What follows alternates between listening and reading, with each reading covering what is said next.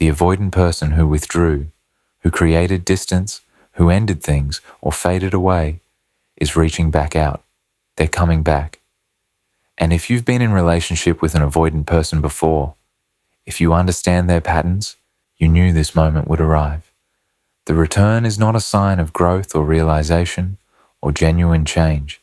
It's a predictable phase in the avoidance cycle, as inevitable as their initial withdrawal, driven by the same attachment wounds and defensive patterns that caused them to leave in the first place. Understanding that they're coming back, that this return was always going to happen, is crucial for protecting yourself from repeating the same painful cycle. The avoidance return is not the breakthrough you've been hoping for. It's not evidence that they've finally recognized what they lost, or that they've done the work to show up differently.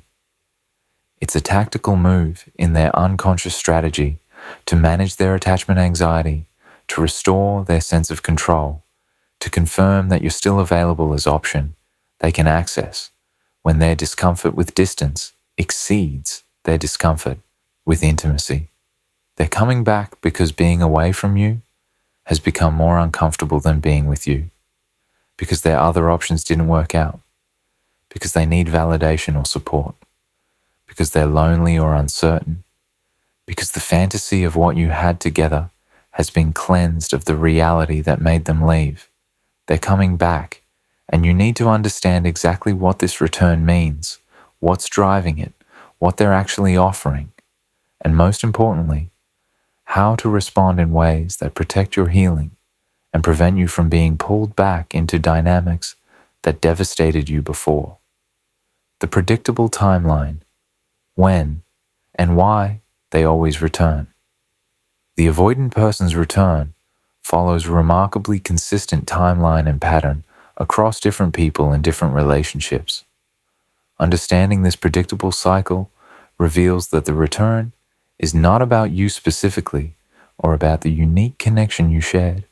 It's about the avoidant person's internal rhythm of moving toward and away from intimacy, driven by their attachment anxiety that fluctuates based on distance and closeness. Recognizing the timeline and the triggers for return allows you to see the return for what it is, a phase in their pattern rather than a meaningful change in their capacity or feelings. The timeline typically begins with the avoidant person's withdrawal or ending of the relationship. This withdrawal is triggered by their anxiety about intimacy, by feeling too close or too vulnerable, by experiencing the relationship as demanding or suffocating. During this initial period after withdrawal, the avoidant person feels relief. The pressure is off. The discomfort they were experiencing in the relationship is gone. They have their space and independence back. They feel free and unburdened. This relief phase can last anywhere from a few days to several weeks, depending on how intense the relationship was and how much anxiety it was creating for them. During the relief phase, the avoidant person typically doesn't think much about you or the relationship, except in negative terms that justify their decision to leave. They focus on the problems or incompatibilities. They remind themselves of moments when they felt pressured or uncomfortable. They convince themselves they made the right choice, that they're better off alone or with someone else, that the relationship wasn't working anyway. This negative focus protects them from missing you or questioning their decision. It allows them to maintain the relief without being pulled back by attachment or regret. But the relief phase doesn't last indefinitely. As time passes and the discomfort of the relationship fades from their immediate experience, the avoidant person's perspective begins to shift. The problems and incompatibilities that seemed so significant start to fade from memory or seem less important. The positive aspects of the relationship, the things they actually enjoyed and valued, begin to emerge in their awareness. They start remembering the good times, the connection they felt, the ways you made them feel seen or valued. This shift is not conscious or deliberate. It's an automatic process where memory softens the difficult parts and highlights the positive parts, creating increasingly idealized picture of what they lost. Simultaneously, the avoidant person begins experiencing discomfort with the distance they created. The independence and freedom that felt so good initially starts to feel like loneliness or emptiness. They notice absence of someone who cared about them, who was interested in their life, who provided companionship and affection. If they've been exploring other options, those options have likely proven disappointing or unavailable, highlighting what they had with you.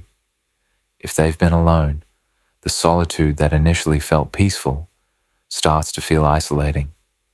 This growing discomfort with distance is the primary driver of their eventual return. The timeline from withdrawal to return varies, but there are common patterns. If the relationship was relatively short or not very deep, the avoidant might return within weeks, once the immediate relief of escape wears off and they realize they missed the attention or validation you provided. If the relationship was longer or more significant, the return might take months, as the avoidant needs more time to forget why they left and to idealize what they had. The return often coincides with specific triggers. They're going through difficult time and need support. They saw you with someone else or heard you're dating. They're feeling particularly lonely or uncertain about their life. They had bad experience with someone else that made them appreciate what they had with you. The mechanism driving the return is the shifting balance between two types of anxiety the avoidant experiences. When they're with you, when the relationship is close and intimate, they experience anxiety about vulnerability and loss of independence. This intimacy anxiety drives them away. But when they're apart from you, especially after enough time has passed that memory has idealized the relationship, they experience anxiety about abandonment and loss. This separation anxiety drives them back. The avoidant person is constantly caught between these two anxieties, moving toward you when separation. Anxiety is stronger, and away from you when intimacy anxiety is stronger, creating the push-pull cycle that characterizes their relationships. Understanding this mechanism reveals that the return is not about you becoming more valuable or desirable through absence. It's about their internal anxiety shifting from one type to another based on distance. You didn't become the right person for them. Their anxiety about being alone temporarily exceeded their anxiety about being with you. This distinction is crucial because it means the return is not based on any fundamental change in their capacity or in the relationship's dynamics. The same patterns that drove them away are still active. The return simply represents moment when different anxiety is dominant, and once that anxiety is resolved by reconnecting with you, the original intimacy anxiety will reassert itself and drive them away again. The predictability of the return also reveals itself in how they reach out. The initial contact is almost always casual, testing the waters, seeing if you're still available and receptive. They rarely lead with apology or acknowledgement of how they hurt you. They act as if the withdrawal or ending wasn't that significant, as if you can just pick up where you left off. This casual approach serves several functions. It protects them from having to take full responsibility for their behavior.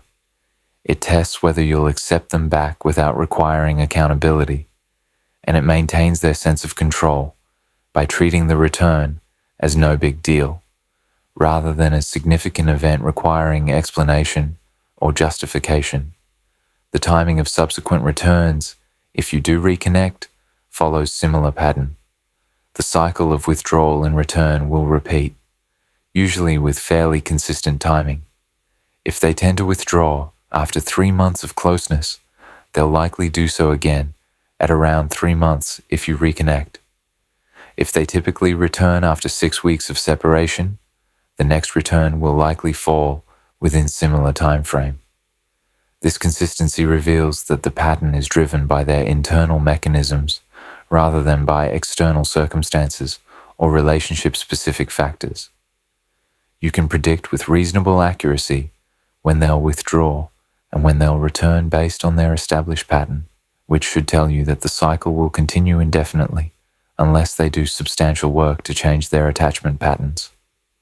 What has actually changed? Spoiler, usually nothing.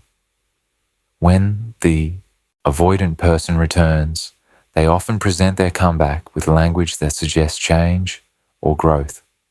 They might say, they've been thinking, they've realized some things, they've missed you, they understand now what they couldn't see before.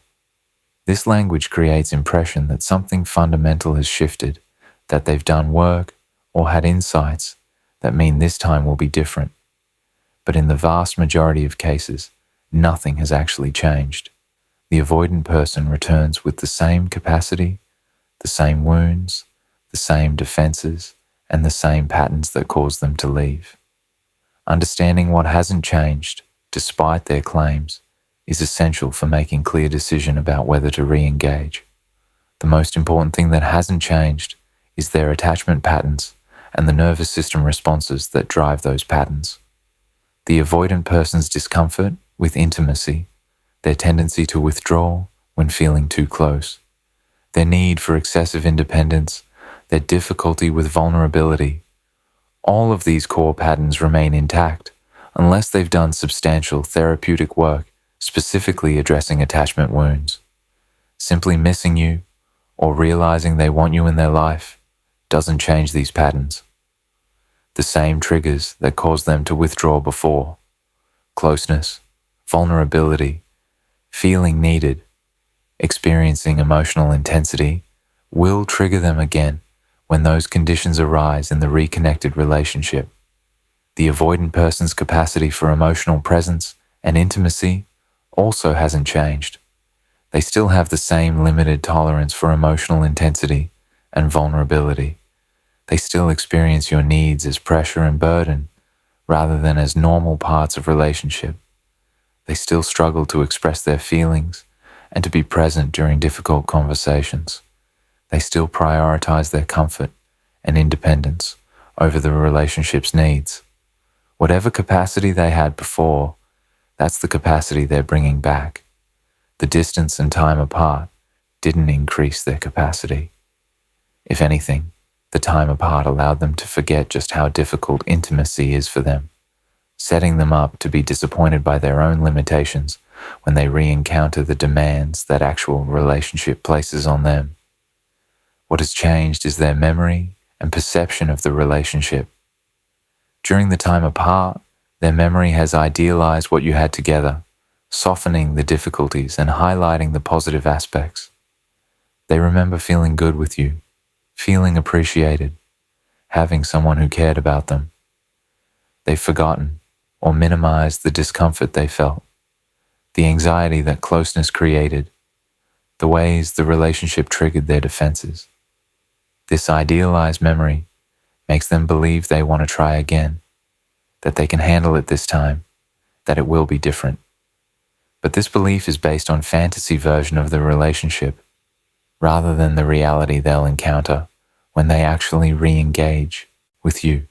The avoidant person's life circumstances might have changed in ways that make relationships seem more appealing or manageable.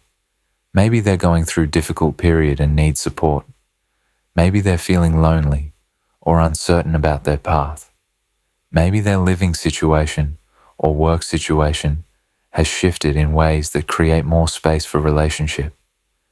These circumstantial changes can make them more motivated to reconnect, but motivation doesn't equal capacity. They might genuinely want relationship more than they did before, but wanting it doesn't mean they can sustain it. The wanting will last until the circumstances that created it change, or until their intimacy anxiety reasserts itself, whichever comes first. What also hasn't changed is their fundamental belief system about relationships and about themselves. The avoidant person still believes, at core level, that depending on someone is dangerous, that vulnerability leads to hurt, that maintaining independence is essential for safety, that their needs are burdensome, that their authentic self is not acceptable. These beliefs drive their patterns, and beliefs don't change without sustained work. The avoidant person might have moments of insight where they recognize these beliefs, but recognition alone doesn't transform beliefs that were formed in childhood and reinforced over decades. True belief change requires therapeutic work, repeated corrective experiences, and conscious practice over extended periods. The avoidant person's coping mechanisms and defensive strategies also remain unchanged. When they feel overwhelmed or anxious in the relationship, they'll still cope by withdrawing, creating distance, finding flaws to focus on, or manufacturing crises that justify leaving. They'll still use the same defenses that protected them before: intellectualization, minimization, dismissal, avoidance. These strategies are deeply ingrained and automatic. They don't disappear because the avoidant person has had some time away, or because they've realized they miss you. The strategies are activated by proximity and vulnerability, so even if they've been dormant during the separation, they'll reactivate once the relationship restores conditions that require them. What sometimes does change, though not in ways that fundamentally alter the relationship's trajectory, is the avoidant person's awareness of their patterns. Time and distance, especially if they've been reading about attachment or doing some reflection, can give them language for their experiences and some intellectual understanding of their patterns. They might be able to name that they're avoidant, that they have fears about intimacy, that they tend to withdraw when they feel too close. This awareness is not meaningless, but it's also not sufficient for change. Many avoidants develop quite sophisticated understanding of their patterns while continuing to enact those patterns exactly as before. Awareness doesn't equal transformation, and intellectual insight doesn't rewire nervous system responses. The most reliable way to assess whether anything has actually changed is to look for behavioral evidence rather than listening to words about change. Has the avoidant person been in therapy consistently for a significant period, working specifically on attachment issues? Can they discuss insights they've gained and practices they're implementing? Are they approaching the reconnection differently than they approached the relationship before, with more patience, more willingness to discuss what went wrong, more realistic expectations about their capacity? Are they willing to rebuild slowly rather than jumping back to previous level of intimacy? Are they taking responsibility for their patterns and their impact on you without deflecting or minimizing? If you're not seeing concrete behavioral evidence of change, if the avoidant is approaching the return with the same patterns and same assumptions as before, then nothing meaningful has changed. The return is just the predictable swing back of the pendulum, driven by their shifting anxiety, rather than by any growth or increased capacity. They're coming back because they miss you, or need you, or want to try again. But they're bringing the same person who left before, which means the same outcome is virtually guaranteed. The cycle will repeat because the mechanisms driving the cycle remain active and unchanged. The test. They're running on you right now. What you might not recognize is that the avoidant person's return is not just about them wanting reconnection. It's also a test, often unconscious, that they're running on you to determine whether the conditions are safe enough for them to re-engage and whether you're still available as option they can access on their terms. This test serves multiple functions. It assesses whether you'll accept them back without requiring too much accountability, whether you're still emotionally invested enough to be receptive, whether the power dynamic still favors them, and whether they can reconnect without having to fundamentally change their patterns or approach. Understanding the test they're running allows you to recognize their return for what it is and to respond in ways that protect you rather than automatically accepting their terms. The first test the avoidant is running is the availability test.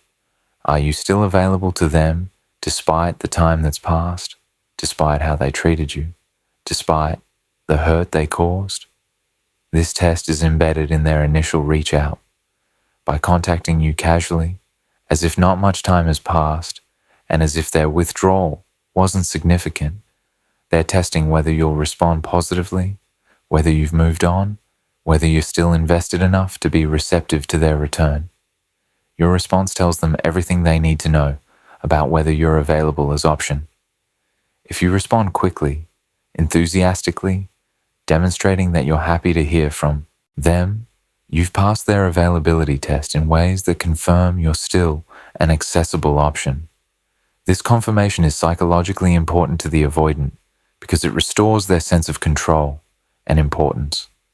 They left, time passed, and yet you're still here, still receptive, still available.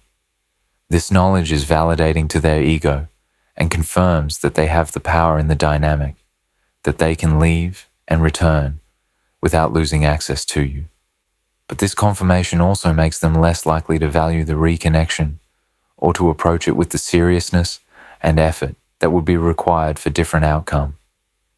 If you respond more cautiously, with clear boundaries about what reconnection would require, or if you don't respond at all, you've failed their availability test, which paradoxically might make you more interesting to them, but also more threatening. The avoidant person is attracted to some challenge and some unavailability, but only to the degree that they believe they can ultimately secure your availability. If you seem completely unavailable, truly moved on, they might pursue more intensely to restore their sense that they could have you if they wanted, even if they don't actually want sustained relationship. Your unavailability activates their competitive instincts and their fear of loss, creating anxiety that can drive pursuit. The second test is the accountability test. Will you require them to take responsibility for their behavior and its impact on you, or will you let them return without having to acknowledge what they did or commit to doing better? This test is reflected in how they approach the return.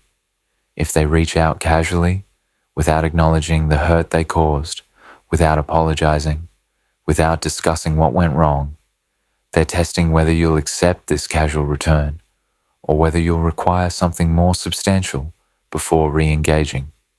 If you accept their casual return without requiring acknowledgement or accountability, you've passed their test in ways that tell them they don't need to take responsibility for their patterns or their impact.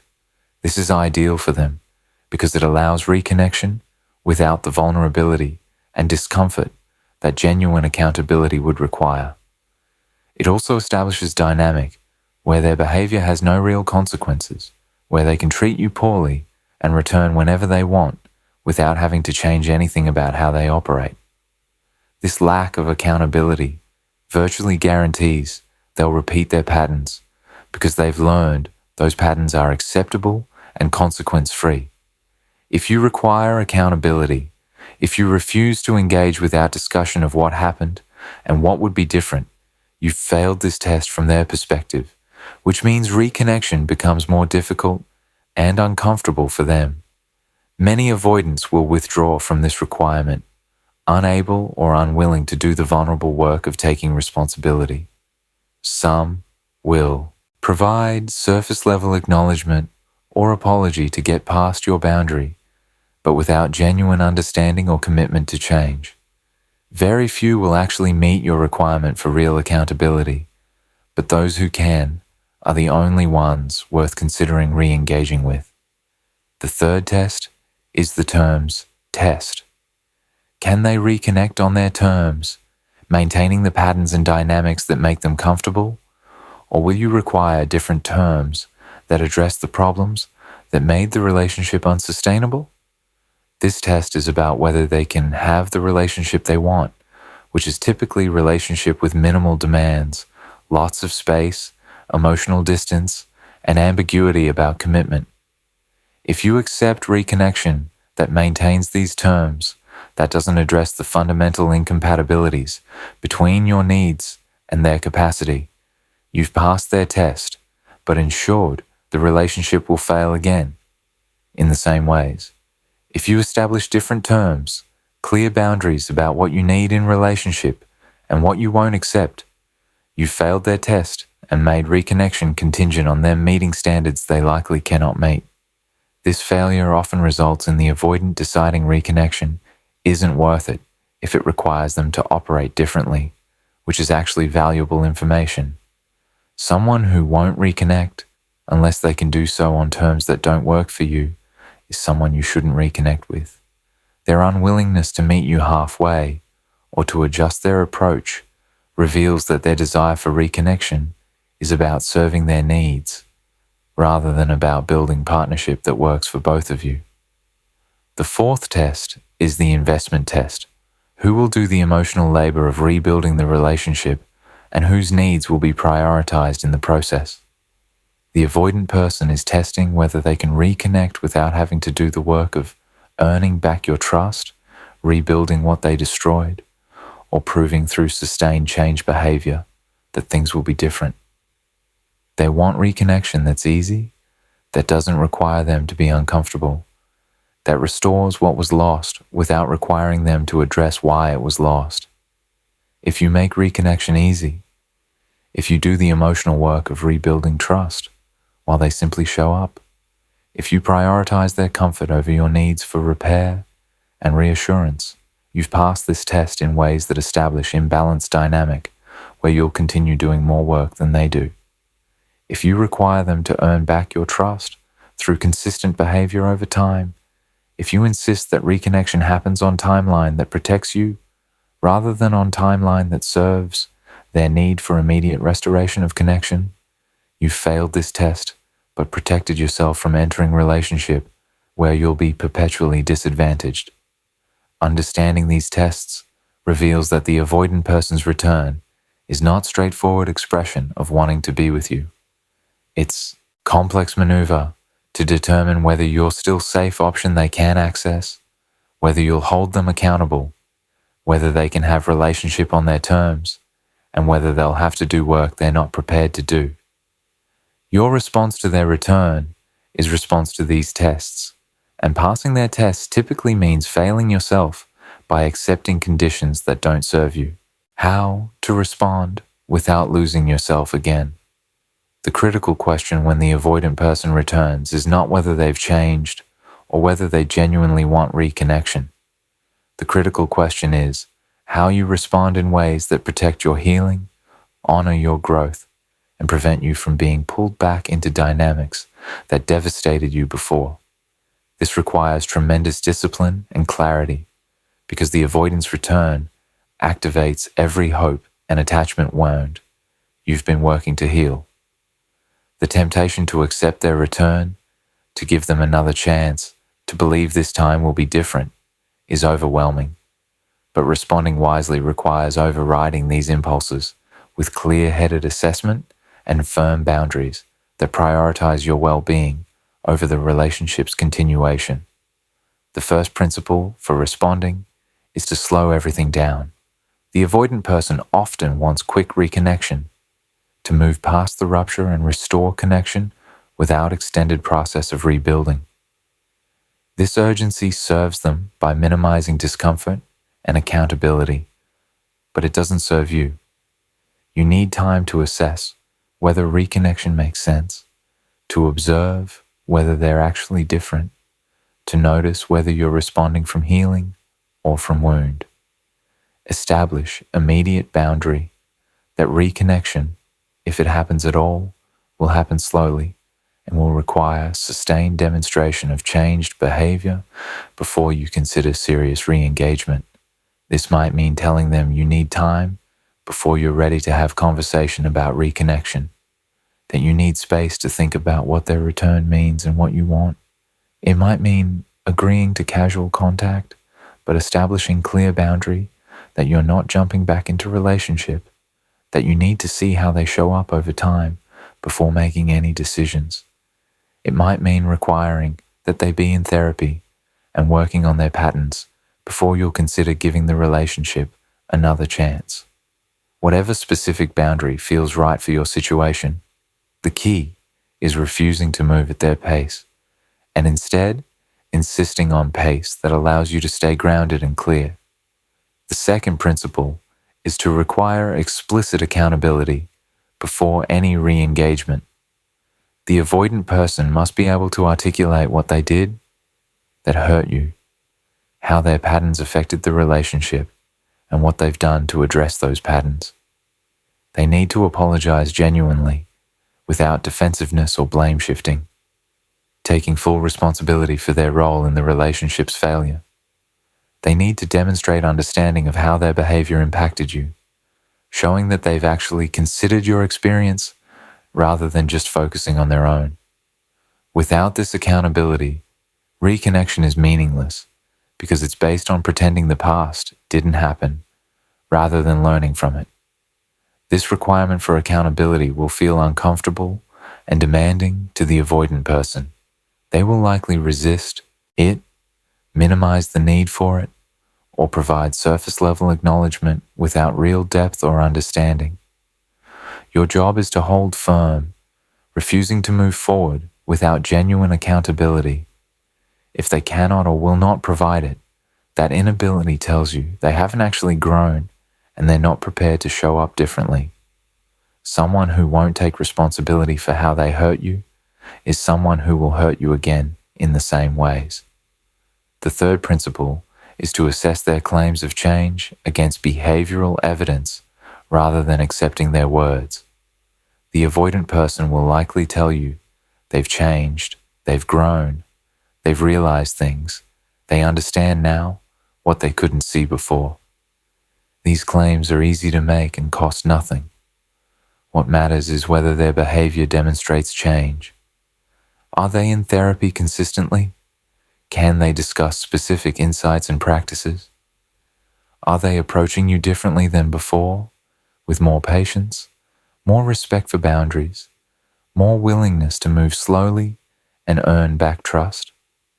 Create opportunities to observe their behavior over time before making decision about serious reconnection.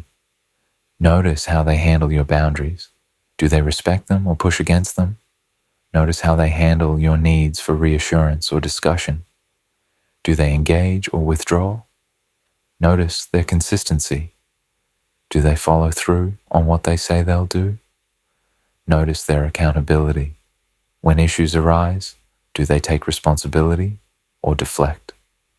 These behavioral observations over weeks or months will tell you far more than their words ever could about whether genuine change has occurred.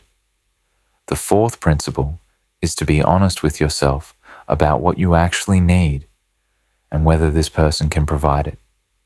Time apart should have given you clarity about what was missing in the relationship, what hurt you, what needs weren't being met. Those needs haven't disappeared because the avoidant person has returned. If you needed more consistency, more emotional presence, more progression toward commitment, more vulnerability and intimacy, those needs still exist. The question is whether you believe this person can meet those needs based on everything you know about them and their patterns. Be brutally honest in this assessment. Don't minimize your needs to make them seem more achievable for this person. Don't convince yourself you can be happy with less than you need. Don't tell yourself their limitations don't matter that much. Your needs are legitimate, and you deserve a partner who can meet them without you having to diminish yourself. If this person cannot meet your needs, if their capacity doesn't match your requirements, then reconnection doesn't make sense no matter how much you might want it or how much they've missed you. The fifth principle is to consider what accepting them back would communicate to them about your boundaries and standards. If they can leave, hurt you, disappear, and then return months later to find you still available and willing to reconnect without significant consequences or requirements, you're teaching them that their patterns are acceptable, that you'll always be there regardless of how they treat you, that they don't need to change because you'll accept them as they are. This lesson increases the likelihood they'll repeat their patterns because they've learned those patterns don't actually cost them anything. Sometimes, the most self-respecting and ultimately beneficial response is to decline their return, to tell them clearly that you're not interested in reconnecting, that their patterns hurt you too much, and you're not willing to risk being hurt that way again. This response might feel impossibly difficult, especially if you still have feelings for them or if part of you wants to give them another chance. But declining their return serves multiple functions. It protects you from repeating painful cycle. It maintains your hard-won healing and forward momentum. It communicates that you value yourself too much to accept treatment that doesn't honor your worth. And paradoxically, it's sometimes the only thing that creates enough consequences to potentially motivate the avoidant person to do genuine work on themselves. The sixth principle is to trust your healing over your attachment. The avoidant person's return will activate your attachment system, creating strong pull toward reconnecting regardless of whether reconnection serves you. You'll feel urge to accept them back, to give them another chance, to believe things will be different. These feelings are normal, but they're not wisdom. Your attachment system is designed to maintain bonds, even when those bonds are harmful.